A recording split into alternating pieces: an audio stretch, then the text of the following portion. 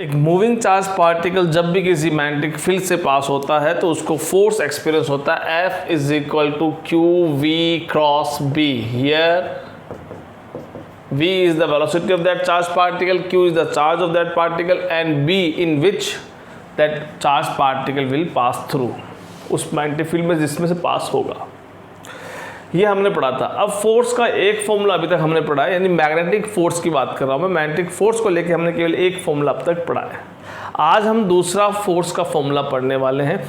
वो क्यों पढ़ने वाले हैं? तो देखो क्या होता है कि मूविंग चार्जेस, आपने पढ़ा कि चार्जेस जब मूव करते हैं तो इलेक्ट्रिक करंट प्रोड्यूस करते हैं। अब जब मूविंग चार्ज पे फोर्स लगेगा तो वो चार्ज जब करंट फ्लो करेंगे और जिस कंडक्टर में वो करंट फ्लो करेंगे तो उस पर भी तो एक फोर्स लगना चाहिए कि नहीं लगना चाहिए?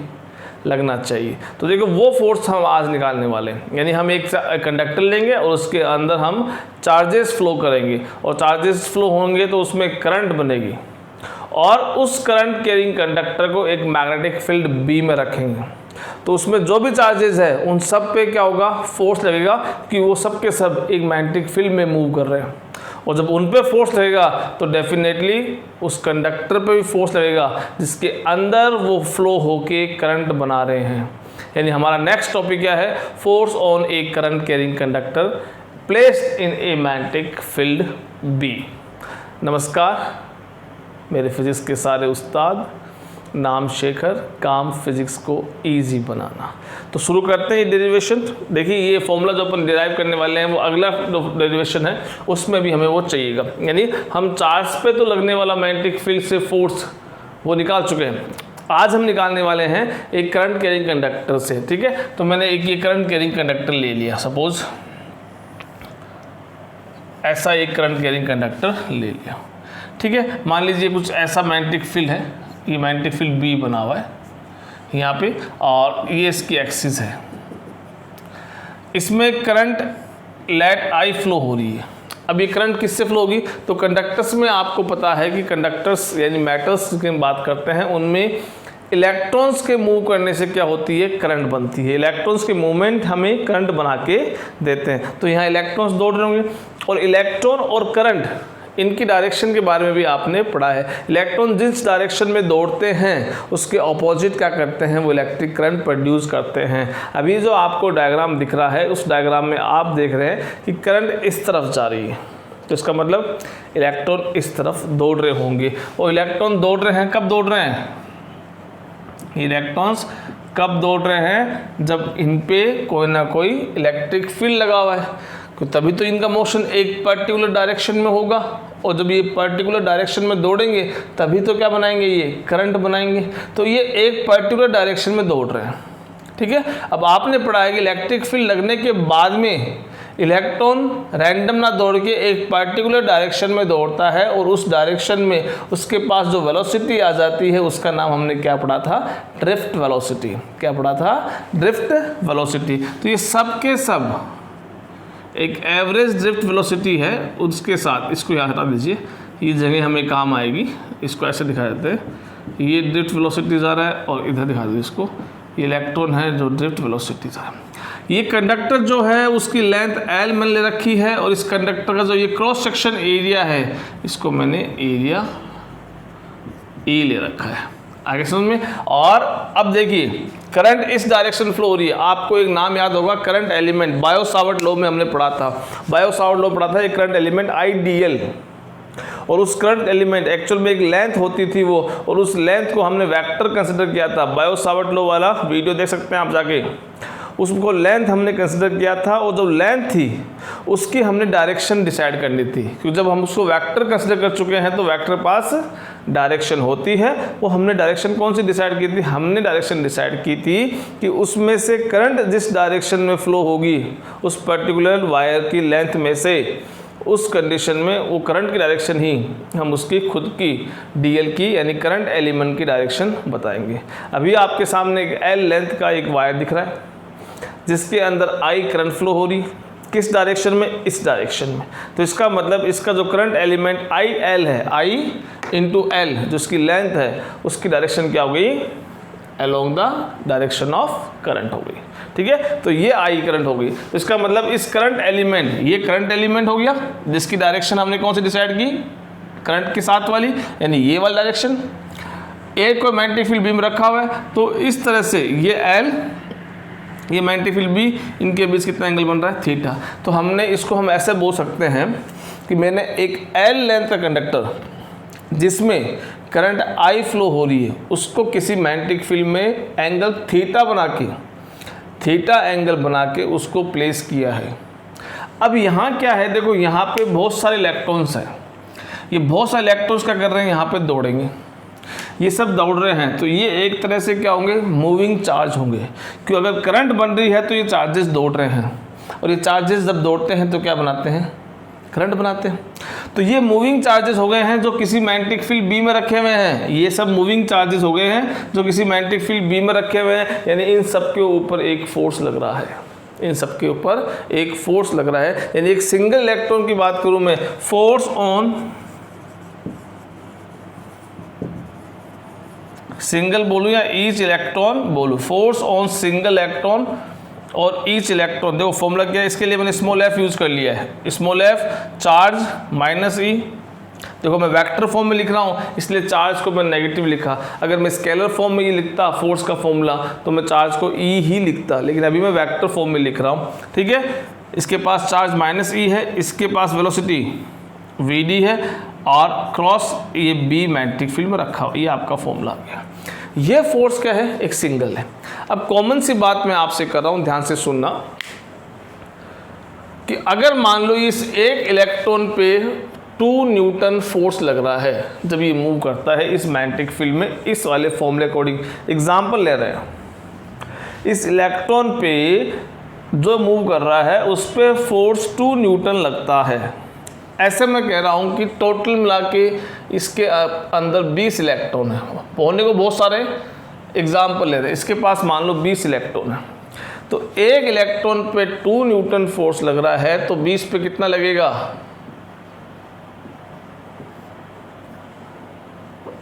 40 न्यूटन, कितना लगेगा, 40 न्यूटन फोर्स लगेगा। अब मैं आपसे कहूं कि ये 20 इलेक्ट्रॉन पे 40 न्यूटन फोर्स नहीं लग रहा है, ये इस कंडक्टर पे लग रहा है। यानी हो क्या रहा है, देखो आपको पता है कि अगर ये इलेक्ट्रॉन्स में मूव नहीं करवाऊं, ये जैसे हैं वैसे रहेंगे, तो इन पे कोई फोर्स लगेगा नहीं, फोर्स जीरो है, ना ये करंट बनाएंगे।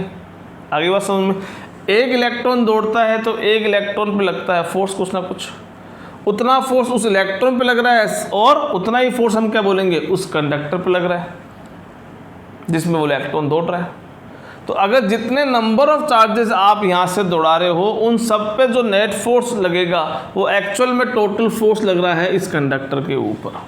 यानी ये अगर एक इलेक्ट्रॉन पे लगने वाला फोर्स है और इसके अंदर मुझे पता चल जाए कि कितने इलेक्ट्रॉन्स है, तो उन सब टोटल इलेक्ट्रॉन्स पे जो फोर्स लगने वाला है वही एक्चुअल में फोर्स किस पे लग रहा है, उस कंडक्टर पे लग रहा है।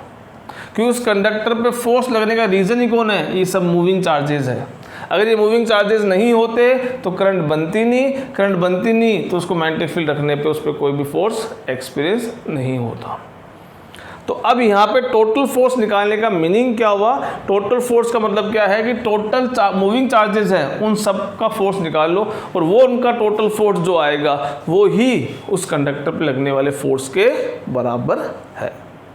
तो अब इसके पास जो कितने इलेक्ट्रॉन्स हैं, लेट, देखो ये आपने पहले भी किया है, let n is the number of electrons, n is the number of electrons per unit volume. पीछे आया शायद, ये अपने 3rd चैप्टर में पढ़ा था अपन ने, पर यूनिट वॉल्यूम। अगर मैं ये मान लूँ कि n नंबर ऑफ इलेक्ट्रॉन्स होते हैं किसी कंडक्टर के पास, 10⁻28 अप्रॉक्स, अपन ने पहले भी डिस्कस किया था, यानी हमें इस n की वैल्यू का नॉलेज होता है इसलिए हम n ले रहे हैं। और टोटल वॉल्यूम कितना है इसका, देखो एक सिलेंडर है, सिलेंडर का वॉल्यूम कितना होता है, ये भी हमने पीछे वाले चैप्टर में डिस्कस किया था। कितना है इसका सिलेंडर का वॉल्यूम, πr², इसका मतलब a हो गया, πr² इंटू h, h क्या है l, यानी l इसका वॉल्यूम हो गया।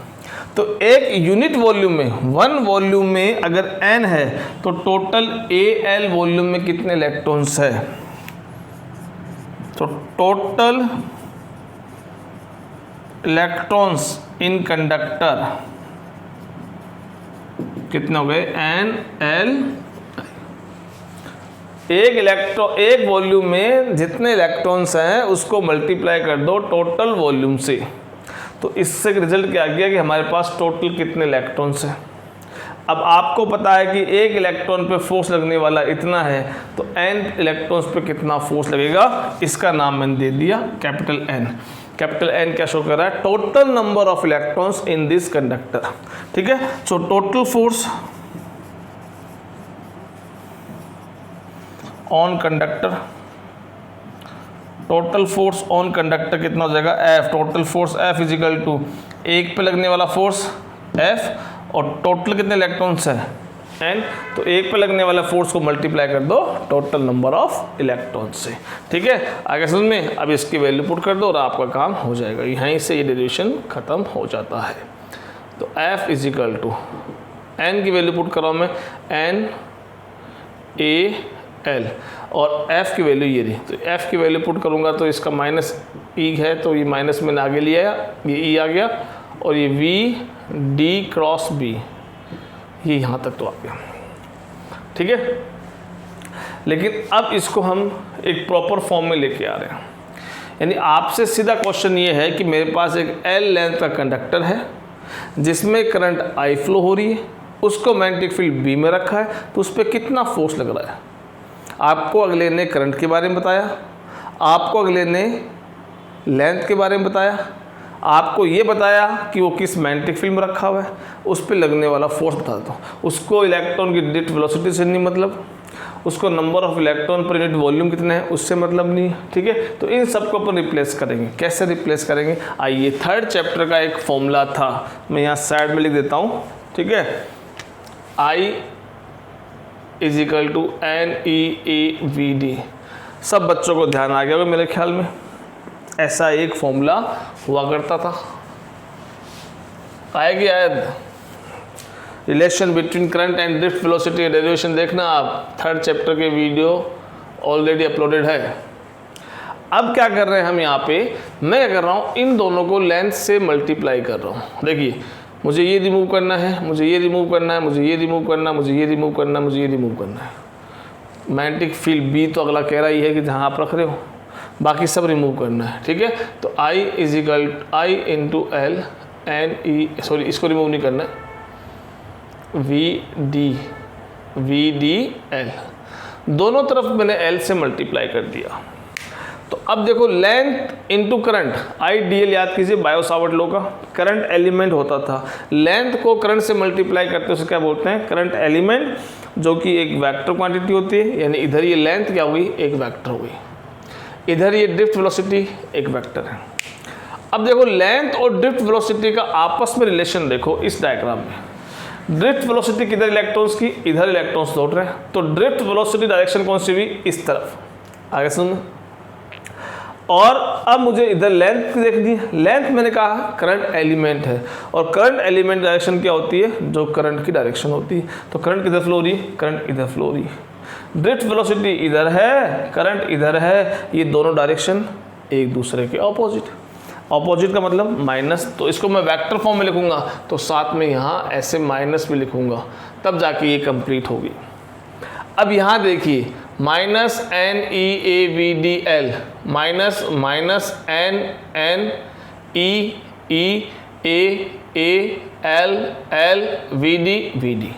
ये पूरी टर्म यहाँ से ऊपर से रिप्लेस हो सकती है किसकी फॉर्म में, I लेंथ L और क्रॉस में कौन बच गया, B मल्टीप्लाई बच गया, और ये ब्रैकेट लगा दो। तो F is equal to IL cross B। L cross B cross product में क्या आता है, साइन थीटा आता है, तो ये ILB साइन थीटा, ये आपका फॉर्मूला फाइनल आ गया है। ये आपका हो गया force on a current carrying conductor having current I having length L place in magnetic field B with making angle theta. Action में तो ये हमारा सिंपल सा एक डेरिवेशन था। अब इसमें स्पेशल केस आप दे सकते हो, अगर मान लो कि इस पर फोर्स जीरो कब होगा, इस पर फोर्स जीरो कब होगा, तो थीटा जीरो होगा, यानी अगर, क्योंकि ये थीटा एंगल किसके बीच का है, ये थीटा एंगल L उसकी लेंथ और मैग्नेटिक फील्ड B के साथ में, अगर देखो अगर मैं इसको उठा के ऐसे रख दूँ इसके अलोंग तो थीटा हो जाएगा 0, यानी जिस डायरेक्शन में आपका मैग्नेटिक फील्ड है उसके पैरेलल ही अगर आप करंट कैरिंग कंडक्टर को रख देते हैं तो थीटा 0 बन जाएगा, 0 बनते साइन 0, 0 होते क्या हो जाएगा, फोर्स 0 हो जाएगा। यानी साइन जब मिनिमम कब होगा, जब साइन फोर्स मिनिमम कब होगा, जब साइन मिनिमम होगा, और फोर्स मैक्सिमम कब होगा, जब साइन मैक्सिमम होगा। अगर हमने constant current, constant length, constant magnetic field है तो थीटा पे डिपेंड रखते हैं, तो थीटा अगर आपने 90 कर दिया तो साइन 90 कितना होता है, 1 होता है, जो कि मैक्सिमम वैल्यू है, यानी फोर्स की वैल्यू मैक्सिमम कब हो जाएगी, जब थीटा आपके 90 होगा, किसके बीच में, लेंथ और मैग्नेटिक फील्ड में। तो ये हमारा पूरा एक एक्सप्रेशन आ गया है। अब इस पे कुछ क्वेश्चंस करते हैं, स्टार्ट CBSE से करते हैं, फिर अपन नीट पे आते हैं, और फिर लास्ट में अपन अगर कोई जी मेंस का क्वेश्चन होगा तो वो भी देख लेते हैं, ठीक है। CBSE और नीट के क्वेश्चन ऑलमोस्ट इक्वल लेवल के, थोड़े बहुत थोड़ा सा कई क्वेश्चन आते हैं, कई क्वेश्चन ऐसे हैं जो थोड़े से लेवल हाई होता है, बाकी आपको CBSE लेवल क्वेश्चन ही उसमें मिल जाते हैं। इवन CBSE का लेवल डे बाय डे थोड़ा सा इंक्रीज हो रहा है। देखिए क्वेश्चन आपकी स्क्रीन पे है, आप देख लीजिए पहले। चलिए क्वेश्चन रीड कर लिया आपने। तो ये क्या कह रहा है क्वेश्चन में कि एक ये CBSE 2015 का क्वेश्चन है, एक ये वायर है करंट कैरिंग वायर जिसमें करंट 2 एम्पीयर फ्लो हो रही है, ठीक है, और इसकी लेंथ 1.5 मीटर है, इसका मास ये है। ये कह रहा है कि इसमें करंट इसमें मैग्नेटिक फील्ड, किसी मैग्नेटिक फील्ड B में रखा हुआ है, और उस मैग्नेटिक फील्ड B की वैल्यू आपको बतानी है, ठीक है, उस मैग्नेटिक फील्ड B की वैल्यू बतानी है, किस कंडीशन बतानी है कि ये वायर आपका एयर में फ्रीली सस्पेंडेड रहे, यानी ये हवा में ऐसे लटका हुआ रहे। क्यों लटका हुआ रहे, देखिए इसके पास मास क्वेश्चन में गिवन है। अब मास होने से क्या होता है, इसको ग्रेविटी अपनी तरफ खींचेगी, due to gravitational force F = mg से इसके ऊपर फोर्स लग रहा है, जिससे ये इसको नीचे की तरफ खींच रही है। आगे बस सुन, अब हमें क्या करना है, हमें ऊपर फोर्स लगवाना है।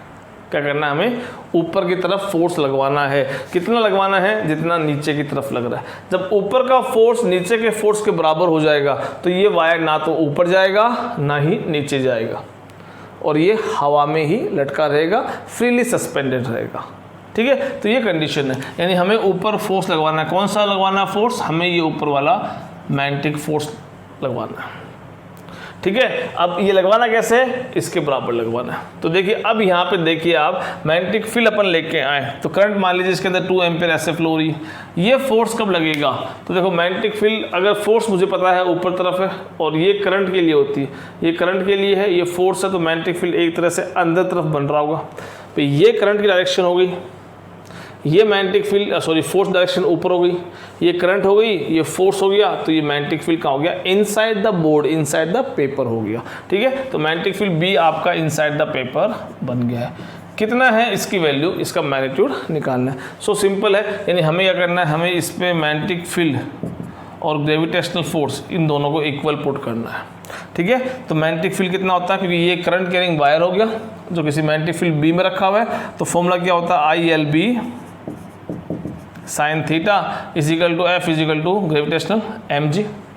अब यहाँ पे तो थीटा देखो, थीटा किसके बीच होता है, L और B के बीच का एंगल थीटा होता है। मैग्नेटिक फील्ड आपका ऐसे बन रहा है, ये मैग्नेटिक फील्ड की लाइन, करंट आपकी ऐसे फ्लो हो रही है, तो मैग्नेटिक फील्ड के साथ आप करंट देखो एक दूसरे के परपेंडिकुलर है। करंट मान लो अलोंग x एक्सिस है, तो मैग्नेटिक फील्ड आपका -z है, और x और -z एक दूसरे के परपेंडिकुलर होते हैं, यानी sin 90 हो गया। sin 90 कितना होता है, 1 होता है, हटा दो, बस अपना काम हो गया। B = mg/IL करना है, इसको धर लिया। ये m की वैल्यू आपकी 200 ग्राम है, तो 200 ग्राम को चेंज कर दो, ये चेंज कर दिया kg के अंदर।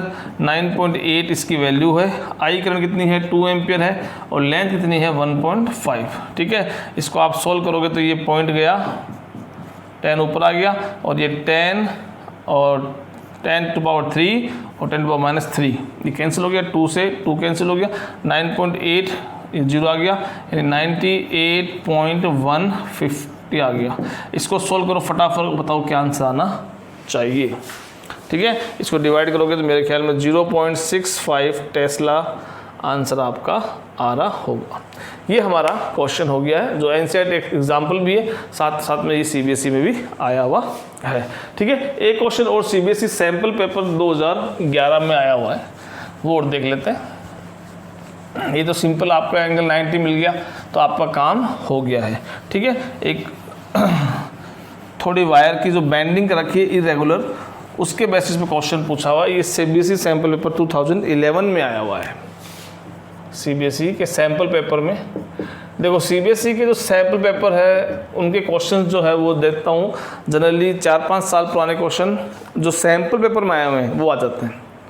जैसे मान लीजिए 2000 अभी 21 के एग्ज़ाम होंगे तो 2015 से पहले के क्वेश्चंस आने के चांसेस है, काफ़ी बार मैंने प्रैक्टिकली नोटिस किया है। ठीक है, तो ये क्वेश्चन हम देख लेते हैं। तो इसमें कुछ ऐसा कुछ दे रखा है, एक वायर है करंट कैरिंग, वो कुछ इस तरह से, उसमें करंट I = 1 एम्पीयर फ्लो हो रही है। ये लेंथ 5 सेंटीमीटर गिवन है, ये वाली लेंथ 8 सेंटीमीटर है, ये वाली लेंथ 10 सेंटीमीटर है और ये वाली लेंथ 10 सेंटीमीटर है। इनके सेगमेंट्स का नाम ABCDE देते हैं। ठीक है, ये एंगल उन्होंने 60 दे रखा है। अब आपसे क्या पूछ रहा है कि इस पूरे वायर पे ये किसी मैग्नेटिक फील्ड B में रखा हुआ है और B की वैल्यू 0.30 टेस्ला है। किसी 0.30 टेस्ला मैग्नेटिक फील्ड के अंदर रखा हुआ है, जो कैसे बन रहा है, अलोंग दिस लाइन ऐसे बन रहा है, ऐसे ये मैग्नेटिक फील्ड बन रहा है। ठीक है, डायरेक्शन क्या मैग्नेटिक फील्ड की, ये वाली। अब देखो यहाँ पे आप देखो स्टार्ट करते हैं। पहले ये दो सेगमेंट्स देखो, AB सेगमेंट और DE सेगमेंट, ये दोनों के दोनों कहाँ आ गए, इस मैग्नेटिक फील्ड के पैरेलल आ चुके हैं। पैरेलल आने का मतलब क्या हो गया, थीटा वहाँ पे 0 हो गया, थीटा क्या हो गया, 0 हो गया। तो जो हमारा फोर्स का फॉर्मूला था, यानी force on AB segment = force on DE segment = ILB sin 0 degree, ये तो होता फॉर्मूला। दोनों पे, दोनों ही क्या है, ये वाला सेगमेंट मैग्नेटिक फील्ड के आगे है पैरेलल आने से एंगल 0 डिग्री बना। sin 0 कितना होता है, 0 होता है। इसका मतलब उन पे कोई भी फोर्स नहीं लगेगा इस मैग्नेटिक फील्ड के अंदर।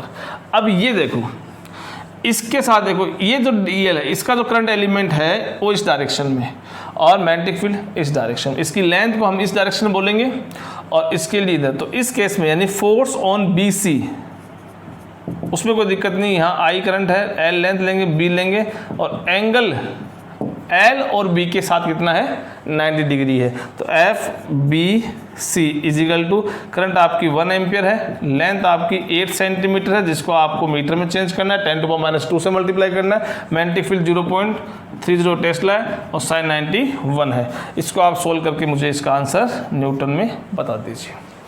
ठीक है, इतना तो आप कर सकते हो कैलकुलेशन। अब इस वाले सेगमेंट यहाँ आ जाइए। अब ये सेगमेंट जो देखो, ये सेगमेंट कुछ ऐसा है और मैग्नेटिक फील्ड ये रहा। तो अब देखो यहाँ पे ये एंगल 60 डिग्री दे रखा है। तो अब मैग्नेटिक फील्ड ये रहा और इसकी लेंथ करंट इसमें ही जा रही, तो इसकी लेंथ और मैग्नेटिक फील्ड के साथ एंगल ये रहा, ये थीटा। इस एंगल की वैल्यू हमें पता होनी चाहिए, वो वैल्यू हम यहाँ साइन थीटा वाले की जगह पुट करेंगे। ये कैसे निकालूंगा, तो मुझे दिख रहा है यहाँ पर देखो, ये 90 है, वहाँ से देखो ये 90 आएगा, ये 60 क्वेश्चन में गिवन है, तो कितना बच गया, 30 बच गया। ये 30 है तो ये भी कितना हो गया, 30। यानी इस करंट एलिमेंट, कौन सा current element, CD current element magnetic field B के साथ क्या बना रहा है, 30 डिग्री एंगल बना रहा है। तो फोर्स ऑन CD = I कितना है, 1 एम्पियर, L कितना है, 10 सेंटीमीटर, 10 × 10⁻², ILB, B कितना है, 0.30 और sin 30 एंगल बन रहा है। इसको सोल्व करोगे और आपका न्यूटन में आंसर आ जाएगा। ठीक है, तो ये दो क्वेश्चन अपने CBSE के देख लिए। अब एक क्वेश्चन अपन नीट का देखते हैं। ठीक है, आपकी स्क्रीन पे देखिए, सोल्व कीजिए, पढ़िए। आए हो या ऐसे स्किप करके आए हो, चलिए कोई बात नहीं, देखते हैं। तो देखो ये एक क्वेश्चन गिवन है आपको, और ये कह रहा है कि जैसे इसमें एग्जांपल ले लीजिए आप कि ये आपका ये इंक्लाइन प्लेन हो गया है, ये इंक्लाइन प्लेन हो गया जो हॉरिजॉन्टल से 30 डिग्री एंगल बना रहा है। ये मेरे पास एक करंट कैरिंग कंडक्टर मान लीजिए, और इस वायर को या करंट कैरिंग कंडक्टर को सिलेंड्रिकल है उसको मैंने ऐसे रख दिया, ठीक है। तो अब ये डायग्राम के साथ आप मैच आराम से कर सकते हैं, कुछ ऐसा आपको डायग्राम दिख रहा है। अब ये क्या कह रहा है कि यहाँ पे अगर कुछ भी नहीं हो, इसमें करंट कैरिंग कंडक्टर ना हो, तो क्या होगा कि सिंपल इसके मास के कारण ये नीचे की तरफ आ जाएगा, रोल डाउन हो जाएगा। लेकिन ये कह रहा है कि हमें इसमें करंट फ्लो कर रखी है और हमें इसको रोकना है, नीचे अलाउ नहीं करना है आने के लिए। अब ये नीचे अर्थ इसको अपनी तरफ खींच रही है, तो अर्थ का ग्रेविटेशनल फोर्स मैकेनिक्स बेसिक आपने पढ़ी है 11th क्लास में, उसी का कॉन्सेप्ट यहाँ यूज़ हो रहा है। इसको अर्थ अपनी तरफ खींच रही है, ये लाइन में इसलिए यूज़ कर लेता हूँ, ये F = mg के फोर्स से अर्थ नीचे खींच रही है। फिर कंपोनेंट्स आपने बनाए हैं, आपको पता है एक कंपोनेंट आपने ये बनाया इसका अर्थ का, एक ये बनाया, ये थीटा एंगल है तो ये कितना होता है, थीटा होता है, तो ये हो गया आपका mg cos 30 और थीटा के वाला mg sin थीटा। ये बेसिक पता है ना आप लोग मैकेनिक्स के, वेक्टर्स पढ़े हैं आपने, मैं भी वीडियो बनाऊंगा 12th होने के बाद में, तो वेक्टर्स आपने पढ़े हैं। उसमें क्या देखा आपने, ये 30 एंगल कैसे लेते हैं अपन, थीटा के साथ वाला cos थीटा और थीटा के वाला sin थीटा, फर्स्ट चैप्टर में हमने डिस्कस किया है। तो एक तरह से देखो ये मैग्नेटिक जो ग्रेविटेशनल फोर्स है वो इसको इस तरफ नीचे खींचेगा विथ फोर्स mg sin 30। अब हमें इसको रोकना है तो इतना ही फोर्स हमें ऊपर तरफ लगाना पड़ेगा, इतना ही फोर्स हमें ऊपर तरफ लगाना पड़ेगा, तभी रुक जाएगा। अब वो फोर्स लगाने के लिए हमने कहा है उसको, हमें क्या कहा है कि आपके पास एक मैग्नेटिक फील्ड है और एक करंट कैरिंग कंडक्टर है, तो जब भी किसी करंट कैरिंग कंडक्टर को हम मैग्नेटिक फील्ड में रखें तो उसको फोर्स एक्सपीरियंस होता है, तो वो फोर्स एक्सपीरियंस होगा। तो ये देखो ये फोर्स कैसे लगेगा, तो अब देखो मुझे फोर्स इधर लगवाना है, ठीक है, तो मुझे फोर्स की डायरेक्शन पता है, इधर फोर्स लगवाना है, मैग्नेटिक फील्ड ऊपर तक दिख रहा है, तो करंट इस वायर में कैसे फ्लो होगी, तो देखो ये आपका लेफ्ट हैंड है, इस लेफ्ट हैंड में ये आपको पता है कि फोर्स है, तो ये फोर्स रखो, ये होती है मैग्नेटिक फील्ड, ये मैग्नेटिक फील्ड हो गया, और करंट आपकी ऐसे बाहर की तरफ, ये फोर्स हो गया, ये मैग्नेटिक फील्ड हो गया, और ये करंट ऐसे बाहर की तरफ आती हुई आपको दिखेगी, यानी इसमें करंट इस डायरेक्शन में फ्लो हो रही है। ऐसे में दोबारा देखिए, ये मैग्नेटिक फील्ड होता है, middle finger four finger magnetic field होता है, थंब फोर्स होता है, वो आपको इस तरफ लगाना है, और ये करंट होगी। लेकिन अब देखो फोर्स क्या होता है, फोर्स मैग्नेटिक फील्ड के परपेंडिकुलर लगता है हमेशा, जबकि ये वाला मैग्नेटिक फील्ड के परपेंडिकुलर थोड़ी है। इसका मतलब आपका एक्चुअल में फोर्स तो इधर लग रहा है, ये आपका एक्चुअल फोर्स है जो मैग्नेटिक फील्ड से लग रहा है, तो ये क्या है, इसका कोई ना कोई कंपोनेंट होगा। तो ये कंपोनेंट कैसे बनेगा, देखो ये लाइन पैरेलल है इसके, और ये स्ट्रेट लाइन आ रही है, इसका मतलब ये एंगल 30 है, तो ये आपका ये एंगल भी कितना हो गया, 30 हो गया, यानी थीटा हो गया। अब थीटा के साथ वाला cos थीटा, यानी ये हो गया FB का cos 30 हो गया। तो अब हमें इसके ऑपोजिट ये वाला जो कंपोनेंट था mg का, वो इसको रोल डाउन कर रहा था, उसको बैलेंस करने वाला मैग्नेटिक फोर्स का कंपोनेंट हमें मिल गया। इसका मतलब ये दोनों एक दूसरे को बैलेंस कर देंगे तो ये रोल डाउन नहीं होगा, यानी this mg sin theta force should be equal to your FB cos theta, cos 30 कर दो अपने भी यहाँ पे cos 30 डिग्री, ठीक है। वैल्यू गिवन है, तो मास पर लेंथ क्वेश्चन गिवन है कि इस कंडक्टर का जो मास पर लेंथ की वैल्यू है 0.5 kg/मीटर, और इसका मैग्नेटिक फील्ड गिवन है। तो देखिए इसको सोल्व कर लीजिए फटाफट। करंट की वैल्यू हमें पता करनी है, करंट की वैल्यू कैसे पता करेंगे, फोर्स का फॉर्मूला क्या होगा, ILB और ये cos 30। फोर्स का फॉर्मूला ILB क्यों आया, क्योंकि देखो लेंथ, ये लेंथ, ये रहा मैग्नेटिक फील्ड, लेंथ और मैग्नेटिक फील्ड के बीच कितना एंगल है, 90 डिग्री है, तो sin 90 कितना हो गया, 1 हो गया, तो कितना बचा, केवल ILB बचा, क्योंकि sin 90 1 हो गया। cos 30 यहाँ से आ गया, cos 30 कितना होता है, √3/2, 2 से 2 कैंसिल हो गया। आपको करंट की I की वैल्यू निकालनी, तो I = कितना हो गया आपका, mg/LB और √3। I = m/L कितना है, 0.5 kg/मीटर डिवाइड बाई सॉरी मल्टीप्लाई कर दो जी से, जी कितना आपका 9.8 और बी आपका 0.25 टेस्ला और √3। इसको आप अब कैलकुलेट कर लीजिए, आपका आंसर एम्पियर में आ जाएगा, जो कि अप्रोक्स 11.32 आपका एक ऑप्शन है उससे मैच कर जाएगा। अगर 10 की वैल्यू लोगे तो देखना हिसाब से 9.8 या 10 का वेरिएशन जो भी होगा वो आपको आंसर में दिख जाएगा। ठीक है, ये अपना नीट का एक क्वेश्चन हो गया। एक क्वेश्चन और कर लेते हैं अपन, वो क्वेश्चन है IIT से। ठीक है, आपकी स्क्रीन पे सॉल्व कीजिए, उसके बाद देखते हैं क्वेश्चन। चलिए देखिए, ये क्या क्वेश्चन कह रहा है कि ये एक सिंपल एक करंट कैरिंग है, एक करंट कैरिंग स्ट्रिंग है, जिसको सिंपल एक इरेगुलर शेप में हमने यहाँ पटका मान लो एक मैग्नेटिक फील्ड में। जैसे हम इसको यहाँ पटकते हैं, यहाँ रखते क्या होता है कि इसमें करंट फ्लो हो रही है। करंट फ्लो होने से ये करंट कैरिंग कंडक्टर बन गया, और करंट कैरिंग कंडक्टर बनते इस पर मैग्नेटिक फोर्स लगा।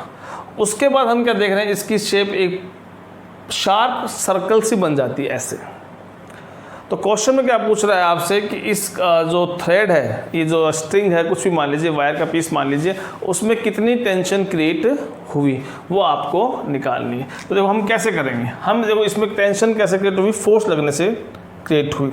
ठीक है, तो अब मैं एक ऊपर वाला हिस्सा यहाँ से अलग कर लेता हूँ। ये देखो मैंने ये ऊपर वाला हिस्सा अलग कर लिया। अब इसमें टेंशन लगी हुई है, क्योंकि ये इस तरह शेप बनी हुई है, इस तरह की शेप बनी हुई है। इसका मतलब क्या हुआ कि एक टेंशन फोर्स इधर एक्ट कर रहा है और उतना ही टेंशन फोर्स इधर एक्ट कर रहा है। टेंजेंशियल एक्ट करता है टेंशन फोर्स। पर अगर ये दोनों टेंजेंशियल फोर्स ही यहाँ पे है, तो अब ये ऐसे एक्ट कर रहे हैं, तो ये शेप क्या होती है, जो ये शेप आपको आर्क दिख रहा है, वो आर्क नहीं होनी चाहिए, वो बिल्कुल एक स्ट्रेट थ्रेड हो जाएगी। दोनों तरफ दो टेंशन काम करेगी तो उसको एक सिंपल स्ट्रेट थ्रेड की तरह ले आएगी। जबकि आप क्या देख रहे हो, थ्रेड ना होकर एक आर्क बना हुआ है। इसका मतलब क्या हुआ कि ये दो फोर्स ही यहाँ पे नहीं है, एक तीसरा फोर्स और है जो अब उस थ्रेड को इस शेप में लेके आ रहा है। तो अब आपको पता है कि यहाँ वो तीसरा फोर्स कौन सा होगा, वो फोर्स होगा मैग्नेटिक फोर्स, क्योंकि ये यहाँ पे एक करंट कैरिंग कंडक्टर है, इसके अंदर करंट फ्लो हो रही है। और जब इसके अंदर करंट फ्लो हो रही है और ये मैग्नेटिक फील्ड बी में रखा हुआ है, तो इसमें क्या हो रहा है, फोर्स एक्सपीरियंस हो रहा है। और फोर्स किधर एक्सपीरियंस हो रहा है, तो देखो करंट, देखो ये एलिमेंट मैंने ले लिया, ये करंट, ये एक मैंने डीएल लेंथ का एलिमेंट ले लिया है, ये एक मैंने डीएल लेंथ का एलिमेंट ले लिया है। टोटल लेंथ इस क्वेश्चन में इसकी एल गिवन है, तो ये डीएल ले लो ऐसे, ये डीएल लेंथ का मैंने एक एलिमेंट ले लिया। इसमें देखो करंट फ्लो हो रही इस डायरेक्शन में, तो अब देखो right hand thumb rule, sorry Fleming left hand rule लगा दो। मैग्नेटिक फील्ड ये रहा, करंट ऐसे जा रही है, मैग्नेटिक फील्ड अंदर, करंट ऐसे, तो फोर्स ऊपर तरफ है, यानी इस पे एक फोर्स ये ऊपर तरफ एक्ट कर रहा है, और ये ऊपर वाला फोर्स भी, ये दोनों टेंशन फोर्स तो इसको ऐसे स्ट्रिंग ले आएगी बिल्कुल स्ट्रेट लाइन में, पर ये तीसरा फोर्स जो ऊपर लग रहा है वो इसको इस शेप में लेके आ रहा है। ठीक है, अब आपसे क्वेश्चन क्या पूछ रहा है कि थ्रेड में जो टेंशन्स है इनकी वैल्यू आपको बतानी है। तो देखो हम स्टार्ट कैसे करते हैं, ये डीएल यहाँ से ख़त्म हो रहा है और यहाँ से ये डीएल ले लिया, इन दोनों को लेके मैंने ये एंगल थीटा बता दिया मैंने। ठीक है, अब यहाँ क्या कर रहे हैं कि देखो आपको पहले बताया हुआ है, जब भी फोर्स किसी प्लेन में आ जाता है तो उसके कॉम्पोनेंट्स बनना शुरू हो जाते हैं। ठीक है, तो ये देखो यहाँ पे कंपोनेंट बनाऊंगा किसके, इस टेंशन फोर्स के। कैसे बनाऊंगा, ये टेंशन फोर्स आपका यहाँ से ले लीजिए, ये टेंशन फोर्स,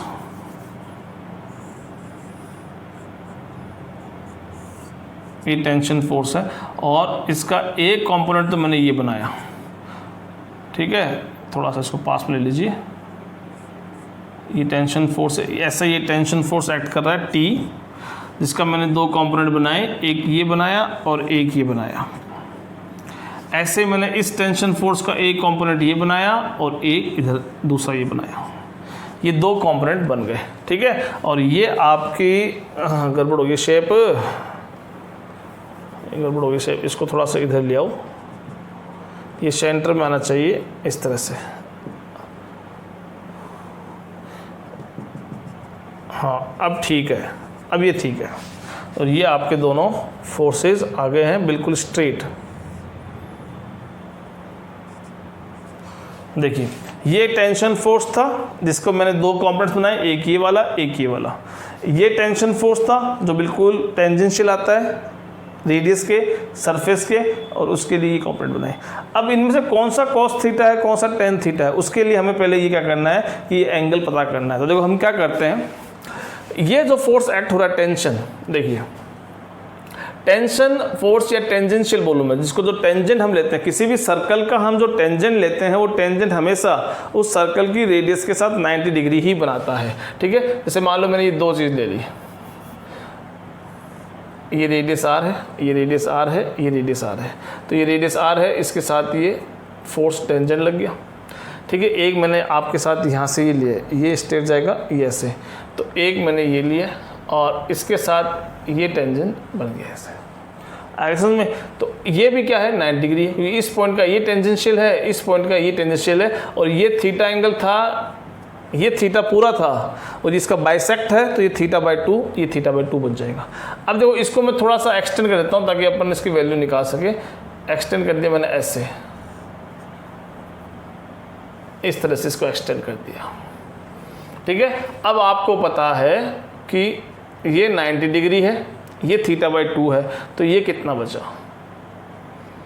90 माइनस θ/2 आप निकाल सकते हैं इसलिए, क्योंकि तीनों का एंगल कितना होना चाहिए 180 डिग्री होना चाहिए। ठीक है, ये रेडियस के ये पार्ट टेंजेंशियल है।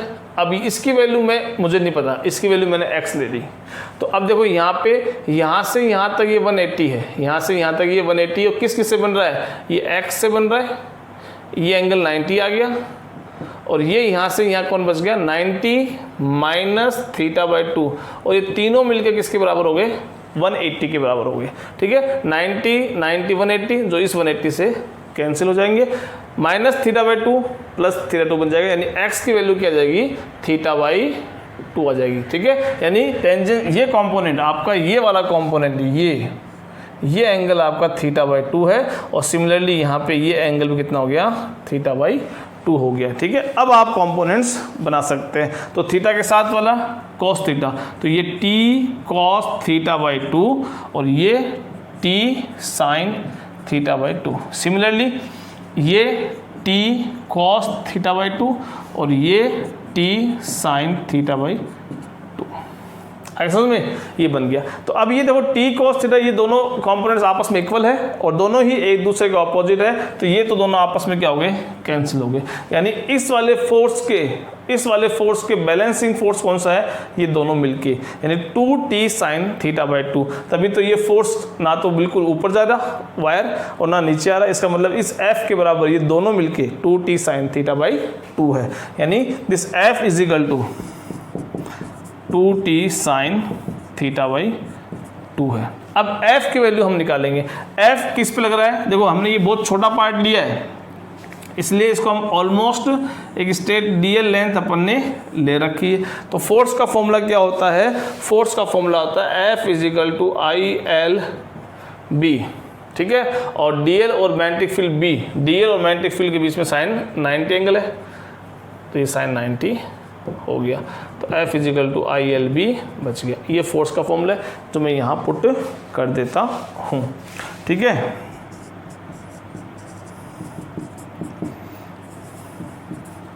ये आ जाइए। अब ये लेंथ, सॉरी ये लेंथ कितनी है, dl लेंथ है, dl और ये आपका I।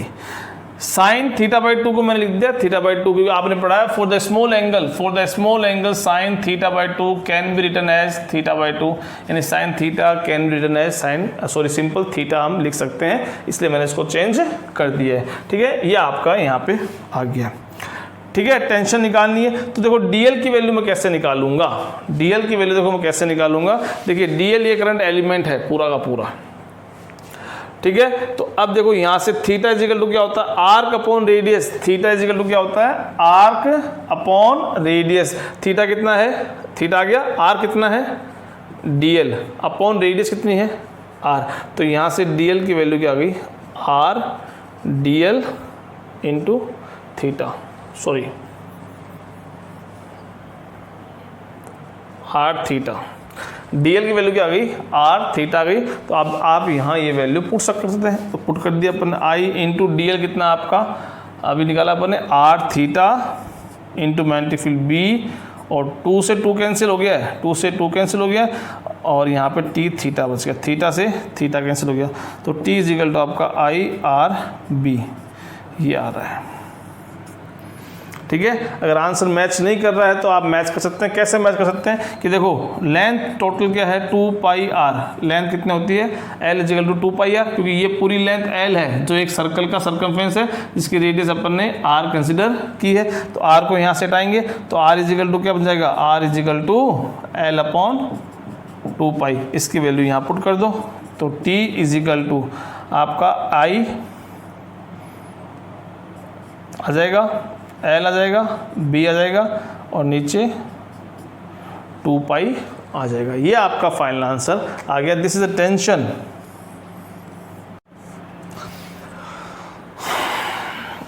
ठीक है, तो ये आपका force on current carrying conductor का टॉपिक हो गया। हमारा फॉर्मूला था F is equal to ILB sine theta, उसको लेके हमने CBSE, नीट और IIT क्वेश्चंस कुछ हमने किए हैं, कुछ आप भी प्रैक्टिस करते रहिए क्वेश्चंस को, यही तरीका आप फॉलो करना है। ठीक है, अगले वीडियो में मिलेंगे। अगले वीडियो में हमारे पास क्या है, 2 वायर्स होंगे जिनमें हम करंट फ्लो करेंगे। एक बार तो इनमें दोनों में सेम डायरेक्शन में, एक बार दोनों के एक दूसरे के ऑपोजिट फ्लो करेंगे और उनके बीच लगने वाला फोर्स पर लेंथ हम कैलकुलेट करेंगे और उसके भी हम CBSE, नीट और IIT के क्वेश्चंस प्रैक्टिस करेंगे। ठीक है, मिलते हैं अगले वीडियो में। Thank you so much.